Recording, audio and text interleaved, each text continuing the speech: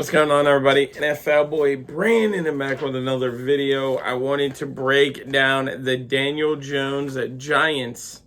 The Daniel Jones signing a contract extension with the Giants breakdown. I wanted to talk about this with you. Go through like I have the Derek Carr and Geno Smith situation already. So pretty much I just took some notes down like I did in the other two. But this is a really good signing for both sides. Jones played great last year. He took his team to the playoffs. They did lose in the playoffs, but at least he got them to the playoffs. That was the first time in forever I feel like we've seen Daniel Jones actually play really well at that type of standard. I feel like that was the biggest amount, the best we've seen him play his entire career so far. So anyways, I went on to ask the question, how does this signing affect the teams within the division? It doesn't really affect the teams in this division at all. Jones has played all three of his seasons in the National Football League with the New York Giants. So therefore, the Washington Commanders, Philadelphia Eagles, and the Dallas Cowboys are all already familiar as hell with Daniel Jones. So it doesn't really affect them at all. And then I went on to say, how does this signing affect teams looking for a quarterback? And I said, I think this does affect some teams. I would have really liked to seen what Daniel Jones's open market would have looked like when free agency started. But we are not going to be able to see that because he signed with the Giants. I do think there would have been a handful of teams that could have possibly been willing to look into him. One being Houston. I think the Seattle Seahawks maybe would have given him a look into, shit like that. So yeah, there's that. There probably would have been a handful more teams too. I just can't legitimately think of them right now.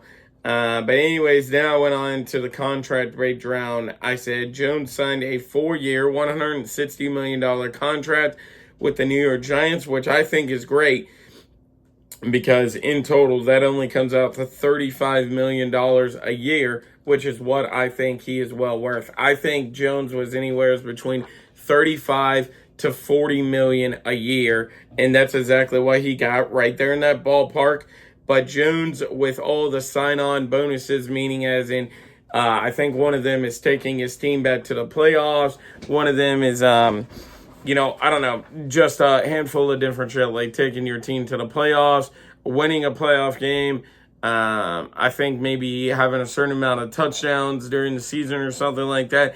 With all the little sign-on bonuses, Jones has the opportunity to make $48 million a year, which is great, I think $48 million is overpaying Daniel Jones, but they're not.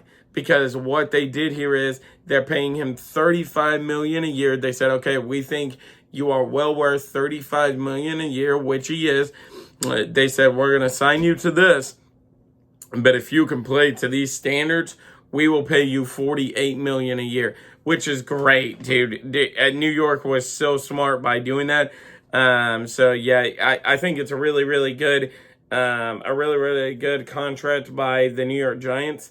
They're saying, okay, we're going to pay you this amount of standard, and if you want more, you got to go out there and earn it. So I think that was really, really smart by them. Like I said, I do think that he would have had a couple of teams that would have been interested in him in the open market. Do I think they would have probably overpaid for him? Probably.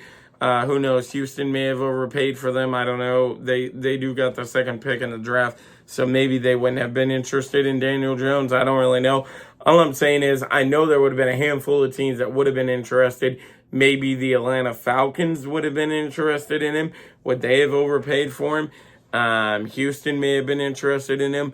Would they have overpaid for him? The New York Giants could have maybe had a little bit of interest in him if he would have hit the open market. I don't know. There could have just been a handful of teams that could have been interested in him. But anyways, that is my Daniel Jones breakdown.